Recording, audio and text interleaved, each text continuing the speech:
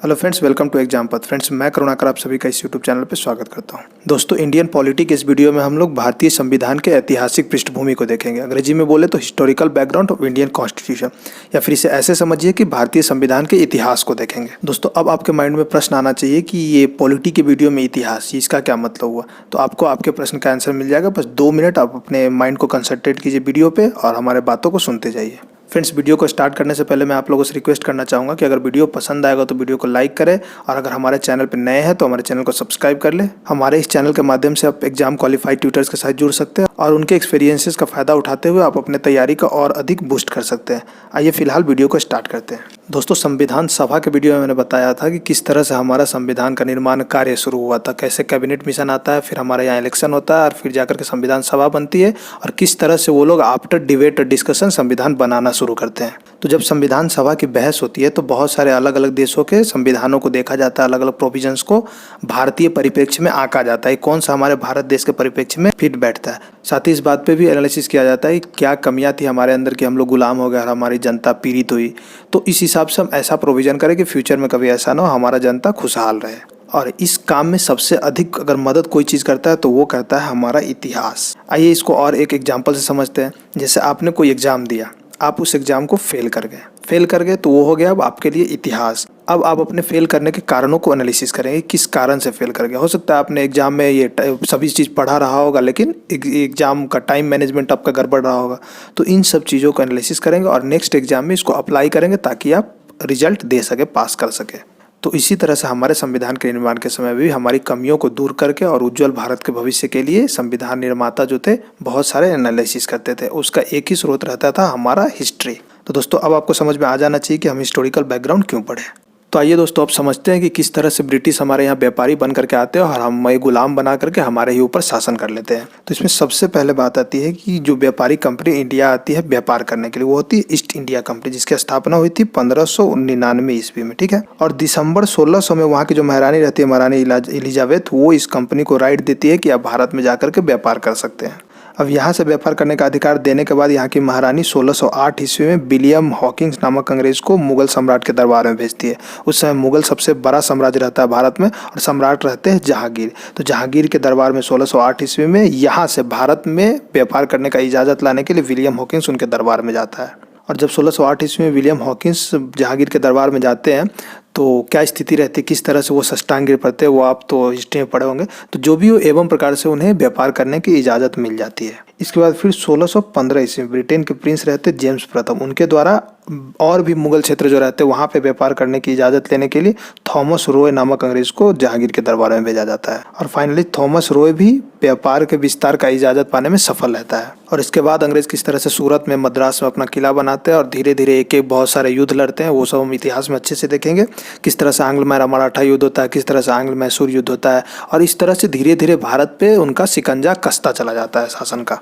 उसी में एक समय तब आता है 1757 में, जब उनकी लड़ाई होती है बंगाल के नवाब सिराजुद्दौला से, जिसमें कि सिराजुद्दौला का एक सेनापति रहता है मीर जाफर, वो अंग्रेजों की तरफ जाकर के मिल जाता है और फाइनली उसमें सिराजुद्दौला की हार हो जाती है। तो वहाँ से अंग्रेजों का शासन और मजबूत हो जाता है। फिर एक और युद्ध होता है 1764 में, बैटल ऑफ बक्सर, यानी बक्सर की लड़ाई जब होती है, जिसमें त्रिकोणीय संघर्ष होता है, जिसमें कि एक तरफ अंग्रेजी सेनापति हेक्टर मुनरो रहते हैं और दूसरे तरफ हमारे देश के 3 महाराज रहते हैं। एक तो ये बंगाल का जो मीर कासिम रहता है, बंगाल का नवाब, दूसरा रहता है ये अवध का नवाब शुजाउद्दौला, और तीसरा मगध सम्राट शाह आलम द्वितीय। लेकिन ये तीनों लड़कर के भी अंग्रेज को नहीं हरा पाते हैं और इस तरह से अंग्रेज का पूरे तरह से अगर बोलिए तो हमारे भारत पे शिकंजा कस जाता है शासन का। तो इस तरह से अब क्या होता है कि जो कंपनी पहले व्यापार करने के पर्पज से भारत आई थी, वो भारत पे शासन करना शुरू कर देती है। और इस तरह से 1772 ईस्वी तक कंपनी जैसे मन होता है उस तरह से शासन करती रहती है, यहाँ की जनता को शोषित करती रहती है, लूटती रहती है।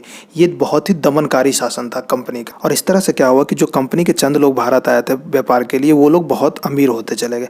ब्रिटेन में इसका 2 प्रभाव हुआ। एक तो ब्रिटेन के व्यापारियों में भारत आने की होड़ लग गई, और दूसरी बात कि कुछ लोग ऐसे भी थे जो इन्हें हे दृष्टि से देखने लगे, लुटेरा की दृष्टि से देखने लगे, अपने से नीचे इसे आंकने लगे, जिससे कि ब्रिटेन में अराजकता जैसी स्थिति पैदा हो गई। तो इस तरह से अराजकता की स्थिति को देखते हुए ब्रिटेन के संसद ने समय समय पर कानून बनाना शुरू कर दिया और कंपनीज के एक्टिविटीज पे कंट्रोल करना शुरू कर दिया।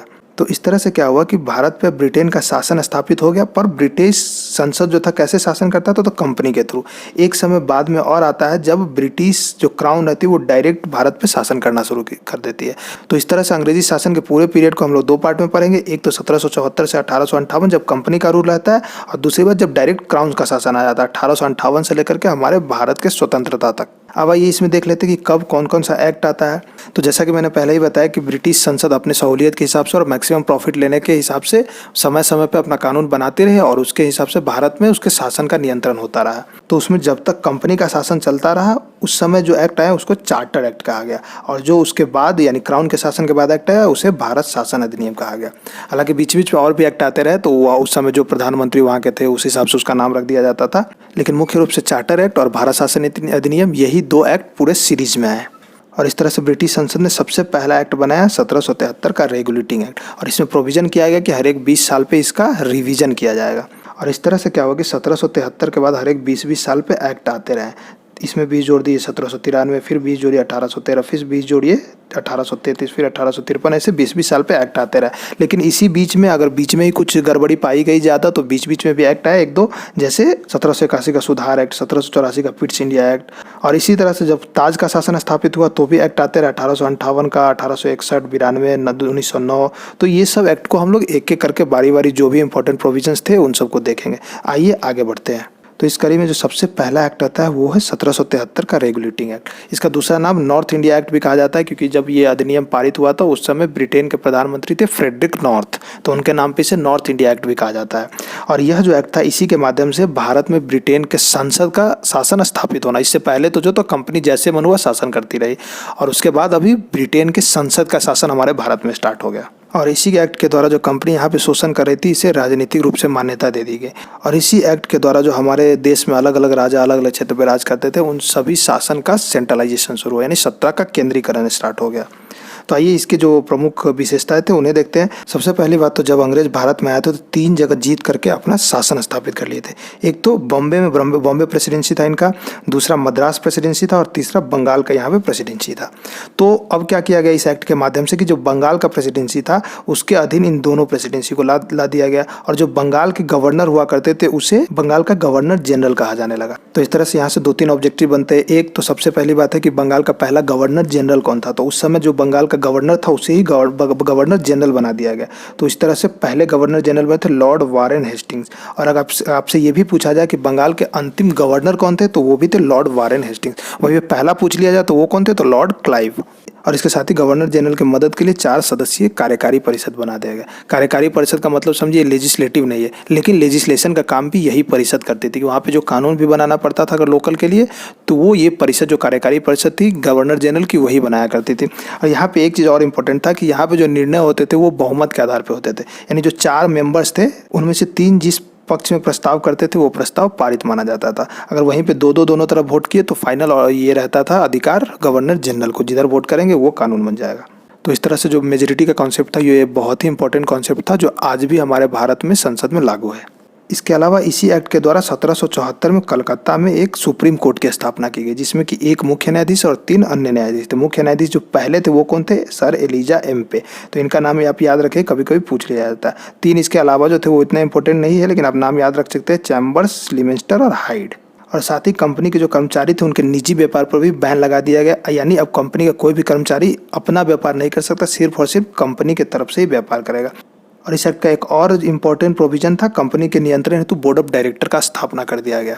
और इस बोर्ड ऑफ डायरेक्टर को रिस्पॉन्सिबल बनाया गया कि जो भी एक्टिविटी कंपनी की इंडिया में हो रही है, जो भी रिवेन्यू वहाँ से आ रहा है, $1-1 $1 का हिसाब ब्रिटेन की संसद को देना। तो इस तरह से ये सभी इंपॉर्टेंट प्रोविजन किए गए थे 1773 के रेगुलेटिंग एक्ट के द्वारा। चलिए अब अगला एक्ट देखते हैं। अगला एक्ट इसी के बीच में 20 साल से पहले ही आ गया था, 1781 में एक्ट ऑफ सेटलमेंट। और इस एक्ट को लाने का पर्पस था कि रेगुलेटिंग एक्ट में जो कमियां रह गई थी उसको दूर करने के लिए लाया गया था। और इसमें के द्वारा क्या किया गया, सबसे इम्पोर्टेंट चीज़, तो जो बंगाल, बिहार और उड़ीसा का ये प्रांत था उसे विधि बनाने के लिए अधिकार दे दिया गया। तो इसमें बस कुछ खास नहीं था, यही एक इम्पोर्टेंट प्रोविजन था। आगे देखते हैं 1784 का अधिनियम। 1784 में वहाँ के प्रधानमंत्री थे इंग्लैंड के विलियम पिट्स, और उन्हीं के नाम पे पिट्स इंडिया एक्ट पारित किया गया 1784 में।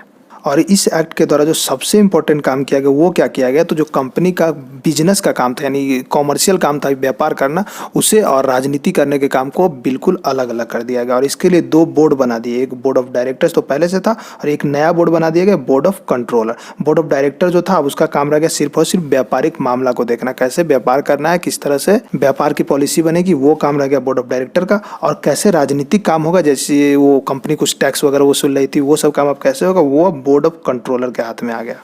इसके साथ ही इस एक्ट के द्वारा एक और इम्पोर्टेंट काम हुआ, ये मैं पॉइंट देना भूल गया। जिससे पहले गवर्नर काउंसिल में 4 मेंबर्स थे, तो अब उसे घटा करके 3 मेंबर कर दिया गया, यानी गवर्नर को और मजबूत कर दिया गया। कैसे, तो देख लीजिए, जैसे बहुमत के आधार पर अगर अब निर्णय होगा तो बहुमत कितना पे होगा, 2 पे।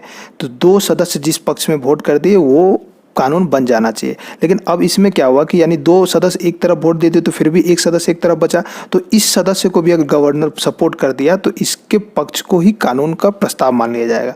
यानी 2-2 वोट होते हुए भी जिस तरफ गवर्नर का वोट होगा उसे प्रस्ताव पारित मान लिया जाएगा। तो इस तरह से गवर्नर को और ज़्यादा पावर दे दिया गया। और साथ ही जो बॉम्बे और मद्रास प्रेसिडेंसी को बंगाल के प्रेसिडेंसी के अधीन कर दिया गया था, तो अब वहाँ पर भी गवर्नर्स का काउंसिल बैठा दिया गया। तो इस तरह से जो पॉलिटिकल वर्क और बिजनेस वर्क को अलग अलग किया गया, उसे दोहरा प्रशासन का नाम दिया गया। यहाँ पे इस वर्ड को आप ध्यान देंगे क्योंकि एक वर्ड आता है द्वैध शासन, एक आता है दोहरा प्रशासन, एक आता है द्विस्तरीय शासन, तो सब में अंतर है। मैं आगे चल के जैसे जैसे वर्ड आएगा कन्फ्यूज कर करके आपको क्लियर करूंगा। फिलहाल चलिए आगे बढ़ते हैं 1793 के एक्ट को देते हैं। 1793 के एक्ट में एक ही मेन प्रोविजन क्या किया गया, तो जो बोर्ड ऑफ डायरेक्टर और बोर्ड ऑफ कंट्रोलर के सदस्य होते थे उनका वेतन भारत के राजस्व से देने का प्रावधान कर दिया गया। यानी ये लोग जो कि काम करेंगे ब्रिटेन के फायदा के लिए, उन्हें पैसा दिया जाएगा हम भारतीयों के कोष से। समझ लीजिए कैसा प्रोविजन था। अगला आया 1813 का चार्टर एक्ट। ये भी इंपॉर्टेंट है, इसमें कुछ इंपॉर्टेंट प्रोविजन किए गए थे। इसमें सबसे इंपॉर्टेंट था कि ईस्ट इंडिया कंपनी के मोनोपोली को खत्म कर दिया गया, यानी उसका बाजार में जो मोनोपोली था कि वो अकेला ही व्यापार कर सकता था, वो मोनोपोली अब खत्म कर दिया गया। इंग्लैंड की तरफ से अब दूसरी कंपनी भी यहाँ आकर के व्यापार कर सकती है। लेकिन इसमें एक चीज़ और उसे सर्विस दिया गया कि चीन में अभी भी ईस्ट इंडिया कंपनी ही ब्रिटेन की तरफ से अकेला व्यापार कर सके, यानी और कोई भी ब्रिटिश कंपनी ऐसी नहीं होगी जो चीन में जाकर के व्यापार कर सके। प्लस एक स्पेशल वस्तु, जैसे चाय की कंपनी थी वो स्पेशली, तो चाय का व्यापार अभी भी इंग्लैंड की कोई और कंपनी भारत में आकर के नहीं कर सकती थी, ये सुविधा उसे दिया गया। और इस तरह से 20 वर्ष के लिए उसके व्यापार के अधिकार को और बढ़ा दिया गया। और ऐसा किया क्यों गया था ये समझ लीजिए। तो जब 1813 का दौर चल रहा था तो इंग्लैंड में औद्योगिक क्रांति की दौर आ गई। औद्योगिक क्रांति के समय वहाँ बहुत सारे चीज़ प्रोडक्शन होने लगा, जैसे मसाला, कपड़े, तो उन सब के लिए एक मार्केट चाहिए था। और मार्केट के लिए जब मोनोपोली खत्म नहीं किया जाएगा अगर, तो वहाँ से कंपनियाँ आकर के भारत में व्यापार नहीं कर सकती थी। भारत एक अच्छा मार्केट था, तो इसके लिए मोनोपोली को खत्म करके वहाँ के और कंपनियों को भी भारत में आकर के व्यापार करने का अधिकार दिया गया। तो 1813 के एक्ट का यही इंपॉर्टेंट प्रोविजन था। चलिए आगे देखते हैं 1833 के एक्ट को। 1833 के एक्ट में जो सबसे पहला इंपॉर्टेंट काम किया गया वो क्या किया गया कि जो कंपनी का था व्यापारिक अधिकार उसे पूरी तरह से समाप्त कर दिया गया। यानी जो चाय के क्षेत्र में या फिर चीन में जाकर के व्यापार करने का अधिकार दिया गया था ईस्ट इंडिया कंपनी को, वो पूरी तरह से समाप्त कर दिया गया। अब सिर्फ और सिर्फ राजनीतिक और प्रशासनिक काम करना भारत में उस कंपनी का काम रह गया। और इसके साथ ही अब बंगाल के जो गवर्नर जनरल थे उसे भारत का गवर्नर जनरल कहा जाने लगा। उस समय बंगाल के गवर्नर जनरल कौन थे, तो लॉर्ड विलियम बेंटिक। अगर ये भी पूछा जाए कि बंगाल के अंतिम गवर्नर जनरल कौन थे, तो वो थे लॉर्ड विलियम बेंटिक। और अब इन्हें भारत का गवर्नर जनरल कहा जाने लगा। तो इस हिसाब से भारत का प्रथम गवर्नर जनरल अगर आपसे पूछा जाए तो कौन हो जाएगा, लॉर्ड विलियम बेंटिक। और वहीं पर अगर बंगाल का प्रथम गवर्नर जनरल मैंने बताया था वो कौन थे, तो वारेन हेस्टिंग्स, जो कि बंगाल का अंतिम गवर्नर भी थे। और इसके अलावा 1784 के पिट्स इंडिया एक्ट के द्वारा जो बम्बई और मद्रास के गवर्नरों को काउंसिल बना करके विधि निर्माण की शक्ति दे दी गई थी, उसे वापस ले ली गई। यानी इस तरह से क्या किया गया कि जो भी अलग अलग छोटे छोटे प्रांत में ये गवर्नर का काउंसिल बनाया गया था उस सब को समाप्त कर दिया गया। और बंगाल के गवर्नर जनरल जो को भारत का गवर्नर जनरल कहा जाने लगा। यानी अब पूरे भारत में एकीकृत शासन शुरू हो गया। यानी इस तरह से कहें तो सेंट्रलाइजेशन का ये फाइनल स्टेप था। यानी सेंट्रलाइजेशन की जो प्रक्रिया 1773 के रेगुलेटिंग एक्ट के द्वारा स्टार्ट की गई थी, मद्रास और ये बॉम्बे का प्रेसिडेंसी को बंगाल के प्रेसिडेंसी के अधीन रखते हुए, वो अब फाइनल स्टेज में आ गया। और अब भारत में एकीकृत शासन शुरू हो गया। इस तरह से भारत का गवर्नर जनरल पूरे देश में अब कंपनी के प्रतिनिधि के रूप में शासन कर रहा था। और साथ ही जो भारत का गवर्नर जनरल था उसे अब विधायिका से रिलेटेड यानी कानून बनाने से रिलेटेड इनडिफिनिटी असीमित अधिकार दे दिया गया। वो जो चाहे कानून अपने हिसाब से बना सकता था ब्रिटिश संसद को फायदा पहुंचाने के हिसाब से। और साथ ही जो एग्जीक्यूटिव काउंसिल में 3 मेंबर थे, अब उसमें एक विधि सदस्य के रूप में चौथा मेंबर जोड़ दिया गया। पहला विधि सदस्य कौन था? तो लॉर्ड मैकाले। ये नाम भी आप याद रखेंगे, लॉर्ड मैकाले पहला विधि सदस्य था। और इस तरह से अब जो गवर्निंग काउंसिल था गवर्नर जनरल का, उसमें टोटल 4 सदस्य हो गए, जो पिट्स इंडिया के द्वारा 3 कर दिए गए थे। पहले तो 4 थे रेगुलेटिंग एक्ट 1773 के हिसाब से, लेकिन बाद में उसे पिट्स इंडिया एक्ट के द्वारा 3 कर दिया गया और अब एक और मेंबर जोड़ करके उसे 4 कर दिया गया। लेकिन एक चीज़ और आप इंपॉर्टेंट याद रखेंगे कि जो विधि सदस्य था उसे वोट देने का कोई अधिकार नहीं था। तो इस तरह से अगर कुल मिलाकर के बोले तो अभी भी गवर्नर उतना ही मजबूत था। और साथ ही इसी एक्ट के प्रोविजन के हिसाब से 1843 में दास प्रथा का अंत हुआ। ये लॉर्ड एलिनबरो का नाम देखे होंगे, नहीं देखे तो हम लोग हिस्ट्री में अच्छे से पढ़ेंगे। इसी के द्वारा दास प्रथा का अंत कर दिया गया। और साथ ही अब गवर्नर जनरल को अलग अलग प्रेसिडेंसी के लिए नहीं बल्कि पूरे भारत के लिए एक सिंगल बजट बनाने का भी अधिकार दे दिया गया। इसके अलावा एक चीज़ और क्या किया गया, तो ईसाई धर्म के प्रचार के लिए जो इंग्लिश ईसाई मिशनरी थे, धर्म प्रचारक, उन लोगों को भारत में आने का अनुमति दे दिया गया। इससे पहले सिर्फ व्यापारिक लोग आ सकते थे या फिर राजनीतिक लोग आ सकते थे, लेकिन अब वहाँ के मिशनरी भी यहाँ ईसाई धर्म का प्रचार के लिए आ सकते थे। अब दोस्तों 1833 के बाद फिर 20 साल बाद 1853 में एक अधिनियम आया, चलिए उसे देख लेते हैं।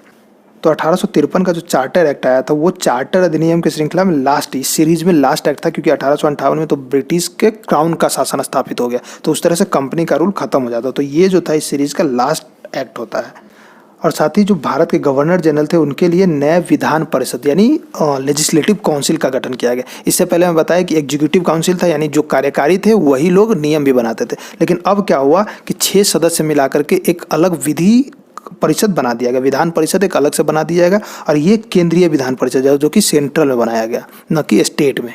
और यहाँ एक चीज़ और आप याद रखें कि यहाँ पे विधान परिषद में टोटल 6 मेंबर नियुक्त किए गए। उसमें से 4 जो आए थे वो आए थे कहीं ना कहीं किसी न किसी प्रेसिडेंसी से, एक मद्रास, एक बॉम्बे, एक बंगाल और एक आगरा से। और इस सब के बाद जो सबसे इम्पोर्टेंट काम हुआ वो क्या हुआ कि भारतीयों को अब सिविल सर्विसेज में एंट्री देना शुरू कर दिया गया और भारतीयों के लिए ओपन एग्जाम का प्रावधान किया गया। देखिए पहले क्या होता था, एक तो ब्रिटिश के शासनकाल में जो ये सिविल सर्विसेज थे 2 स्तर के होते थे, एक निम्न सिविल सर्विसेज, एक उच्च सिविल थे। तो जो कोविनेटेड सिविल सर्विसेज थे वो जो थे वो कहाँ से आते थे, तो एक हेलिनबरो नाम का कॉलेज था, उसमें जिसका एडमिशन होता तो वो अपने आप सिविल सर्विसेज का अधिकारी बन जाता था।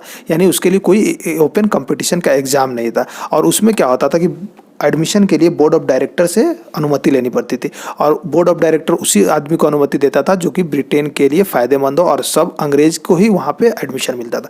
इससे क्या होता था कि कोई भी भारतीय सिविल सर्विसेज में नहीं आ पाता था। लेकिन अब क्या किया गया, तो ओपन रूप से कॉम्पिटिटिव एग्जाम करा दिया गया 1853 के एक्ट के द्वारा, और इसमें भारतीयों को भी एंट्री मिलने लगी। तो ये चीज़ आप यहाँ से याद रखेंगे। हालांकि जो फाइनल अभी का रूप है हमारा सिविल सर्विसेज का वो 1925-26 में जाकर के हुआ था, लेकिन इसकी शुरुआत हो गई थी 1853 के चार्टर एक्ट के द्वारा ही। और 1854 में एक मैकाले समिति की नियुक्ति की गई जिसका काम था भारतीय सिविल सर्विसेज से रिलेटेड चीज़ों पर मंथन करके रिपोर्ट पेश करना। तो दोस्तों इसी 1853 के एक्ट के बाद हो जाता है वहाँ पे भारत में राष्ट्रीय आंदोलन, जिसे कि प्रथम स्वतंत्रता संग्राम के नाम से भी जाना जाता है या फिर सिपाही विद्रोह के भी नाम से जाना जाता है। तो 1857 उसमें बहुत कारण रहते हैं, लॉर्ड डलहौजी का लैप्स, ये principal doctrine of lapse, Mangal Pandey का गुस्सा आदि, तो ये सब हम लोग हिस्ट्री में अच्छे से पढ़ेंगे। तो इसके बाद कंपनी का एक्ट समाप्त हो जाता है और क्राउन का शासन लागू हो जाता है, और उसके लिए एक्ट आता है गवर्नमेंट ऑफ इंडिया एक्ट 1858 में। चलिए उसे देख लेते हैं हम लोग। दोस्तों 1858 का जो अधिनियम होता है, इसके गुड गवर्नेंस एक्ट भी नाम दिया अंग्रेजों ने और रिस्पॉन्सिबल गवर्नमेंट का भी नाम दिया, लेकिन हमारे लिए कुछ भी अच्छा नहीं था इसमें, क्योंकि हमारे हित में इसके कोई भी प्रोविजन नहीं थे। तो इस एक्ट के द्वारा सबसे पहला काम जो हुआ वो सत्ता को कंपनी के हाथ में से हटा करके अब क्राउन के हाथ में सौंप दिया गया, और अब ब्रिटेन की महारानी एक अपने प्रतिनिधि के द्वारा डायरेक्ट इंडिया में शासन करना शुरू किया। उस प्रतिनिधि का नाम हो गया वायसराय। वायसराय का मतलब ये होता है कि राजा का डायरेक्ट प्रतिनिधि। और पहले जो गवर्नर जनरल था उसी पद को अब वायसराय कहा जाने लगा, क्योंकि ये ब्रिटिश के क्राउन का डायरेक्ट रिप्रेजेंटेटिव था। और इस तरह का पहला वायसराय बना लॉर्ड कैनिंग, जो कि इससे पहले गवर्नर जनरल था। दोस्तों यहाँ पे एक चीज़ आप याद रखें कि अगर आपसे अंतिम गवर्नर जनरल पूछा जाए तो लॉर्ड कैनिंग आंसर नहीं करें, क्योंकि आप आगे चल के पढ़ेंगे कि जब भारतीय स्वतंत्रता अधिनियम आता है तो उस समय फिर से वायसराय का नाम बदल करके गवर्नर जनरल कर दिया जाता है। और उस समय कौन गवर्नर जनरल बन जाते हैं, तो लॉर्ड माउंटबेटन। इसके लिए आप अंतिम गवर्नर जनरल का नाम ये लॉर्ड कैनिंग नहीं करेंगे। जैसे इससे पहले देखे थे कि जो बंगाल का अंतिम गवर्नर था वही बाद में बंगाल का अंतिम गवर्नर जनरल बन जाता है। फिर जो बंगाल का अंतिम गवर्नर जनरल रहता है वो भारत का पहला गवर्नर जनरल बन जाता है। तो यहाँ पे थोड़ा सा अंतर है, जो अंतिम गवर्नर जनरल आता है वो वायसराय नहीं बनता है। जो अंतिम गवर्नर जनरल का नाम पूछा जाएगा तो आपको लॉर्ड माउंटबेटन ही बताना पड़ेगा। और साथ ही इस एक्ट के द्वारा जो मुगल सम्राट को पेंशन के पे रखा जाता था उसको पेंशन बंद कर दिया गया। जब आप इलाहाबाद के संधि पढ़े होंगे 1764 के युद्ध के बाद 1765 में जो संधि होती है इलाहाबाद में, उसमें मुगल सम्राट को पेंशन देने का एग्रीमेंट होता है, लेकिन इस एक्ट के द्वारा उसे खत्म कर दिया जाता है। और बोर्ड ऑफ डायरेक्टर और बोर्ड ऑफ कंट्रोल को भी समाप्त कर दिया जाता है, क्योंकि अब कंपनी का एग्जिस्टेंस खत्म, तो कंपनी से रिलेटेड कंपनी का जो व्यवस्था था वो स्ट्रक्चर भी खत्म कर दिया जाता है। और इसके अलावा जो सबसे इंपॉर्टेंट काम किया वो किया गया, भारत सचिव नामक एक पद को जनरेट किया गया। और यह जो होता था भारत सचिव, ये ब्रिटेन कैबिनेट का एक मंत्री होता था। यानी जो वायसराय भारत में शासन करेगा वो कैसे करेगा, इसको सारा डायरेक्शन देता था भारत का सचिव।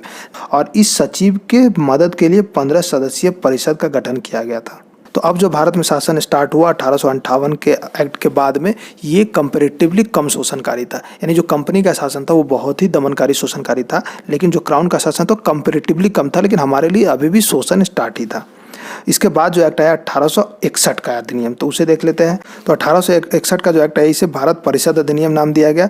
और इस एक्ट के द्वारा जो सबसे इंपॉर्टेंट काम किया गया वो क्या किया गया, जो गवर्नर जनरल का एग्जीक्यूटिव काउंसिल था, एग्जीक्यूटिव ही नहीं बल्कि लेजिस्लेटिव काउंसिल का भी विस्तार किया गया। और इसमें भारतीयों को पहली बार एंट्री दिया गया। इसमें पहली बार 3 भारतीयों को एंट्री दिया गया अनऑफिशियल मेंबर के नाम से। तो ये कौन कौन थे 3, अगर आपको पता है तो हमें कमेंट बॉक्स में लिखिए। लेकिन इस तरह के एंट्री से हमें कोई फायदा मिला नहीं, क्योंकि गवर्नर जनरल को और मजबूत कर दिया गया अध्यादेश देने की शक्ति को देकर के। यानी कोई कानून अगर पारित नहीं हुआ तो अध्यादेश लागू कर देगा गवर्नर जनरल, तो हमें कोई ज़्यादा बेनिफिट नहीं हुआ। इसके बाद एक एक्ट आया 1873 ईस्वी में। इसमें कुछ खास प्रोविजन नहीं था, बस ये प्रोविजन आया गया था कि किसी भी वक्त ईस्ट इंडिया कंपनी को भंग किया जा सकता है। अब ऐसे भी उसका कुछ यूज था नहीं, व्यापारिक अधिकार खत्म हो गया था, राजनीति का भी स्ट्रक्चर बदल गया था, अब डायरेक्ट क्राउन वायसराय के माध्यम से शासन कर रही थी। और फाइनली कंपनी को भंग कर दिया गया था 1 जनवरी 1884 में। इसके बाद फिर एक एक्ट आ जाता है 1876 में, जिसका नाम है 1876 का शाही उपाधि अधिनियम। इसमें क्या किया जाता है कि तो महारानी विक्टोरिया को भारत का सम्राज्ञी घोषित किया जाता है। बैठी है ब्रिटेन में और हमारी महारानी बन गई वो। इसके बाद 1892 में एक भारत परिषद अधिनियम के नाम से एक अधिनियम आता है, जिसमें पहली बार निर्वाचन की चर्चा की जाती है अंग्रेजों के द्वारा। हालांकि ये निर्वाचन अप्रत्यक्ष रूप से ही होता है, प्रत्यक्ष निर्वाचन की कोई ये बात नहीं होती है वहाँ पे भी, लेकिन बस नॉमिनेशन के द्वारा मेंबर को चुन लिया जाता है, अपने पसंद के मेंबर को। इसके साथ ही 1892 के अधिनियम द्वारा एक और इम्पोर्टेंट काम किया गया था कि लेजिस्लेटिव काउंसिल को साइज को बढ़ा दिया गया। तो पहले जो मेंबर्स थे उससे अब ज़्यादा मेंबर्स रखे जाने लगे लेजिस्लेटिव काउंसिल में, जिसमें भारतीय मेंबर्स का भी संख्या बढ़ा दिया गया। और साथ ही जो विधान परिषद के मेंबर हुआ करते थे उनके अधिकार को बढ़ा दिया गया और उनको अधिकार दिया गया कि वो बजट पे और राजस्व पे बहस कर सकते हैं। हालांकि वो अभी भी प्रश्न नहीं पूछ सकते थे, लेकिन अब बहस करने का अधिकार उन्हें दे दिया गया। इससे पहले क्या होता था कि बहस करने का उसे कोई अधिकार नहीं था। वो कानून बनाने के लिए बहस कर सकते थे, लेकिन बजट को के मैटर पे कोई डिस्कशन उनसे नहीं की जाती थी।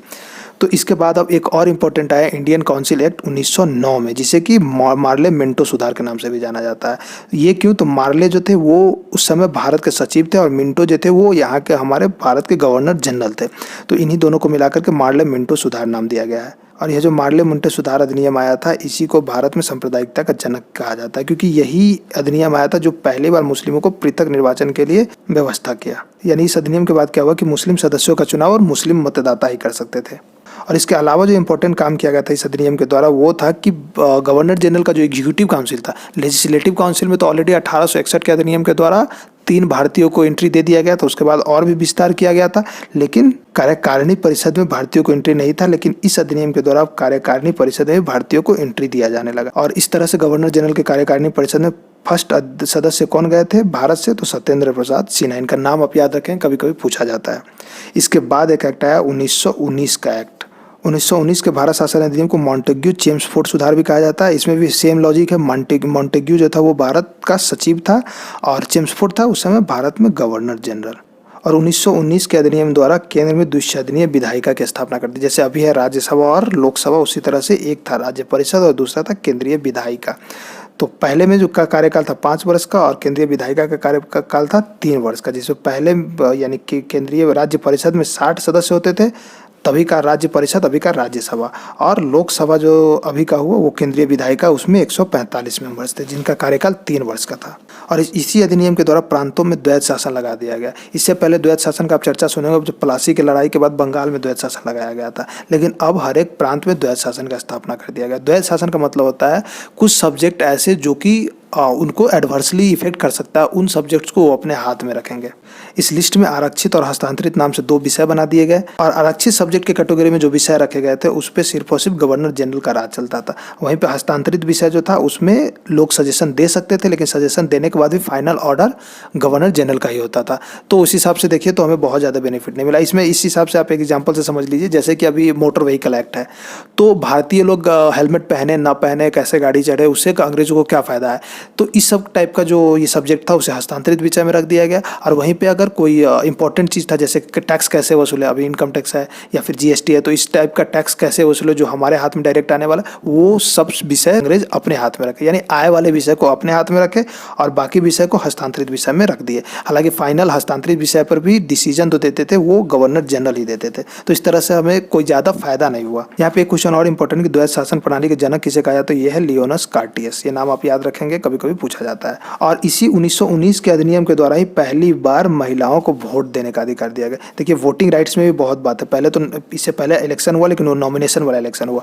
अब क्या हुआ कि महिलाओं को वोट देने का अधिकार दिया गया। हालांकि अभी का जो वयस्क मताधिकार का सिस्टम, यानी 18 वर्ष के ऊपर का आदमी वोट दे सकता है, ये जब हमारा संविधान बन रहा था तो स्पेशली डॉक्टर भीमराव अम्बेडकर के द्वारा फोर्स दे करके ऐसा प्रावधान किया गया था। इससे पहले बहुत सारे स्टेज में कभी 10% जो धनी आबादी थे उन लोगों को वोट देने का। तो इस तरह से धीरे धीरे वोटिंग का विकास होते चला गया।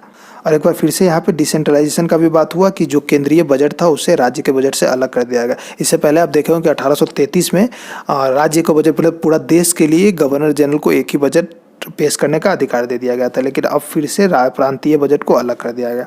फिर एक कानून आया 1935 में, 1935 का अधिनियम। ये तो बहुत इंपॉर्टेंट है क्योंकि हमारे जो भारतीय संविधान बना, हमारा जो अभी का वर्तमान समय भारतीय संविधान है, उसमें लगभग 250 अधिनियम जो थे डायरेक्ट 1935 के एक्ट से ले लिए गए थे।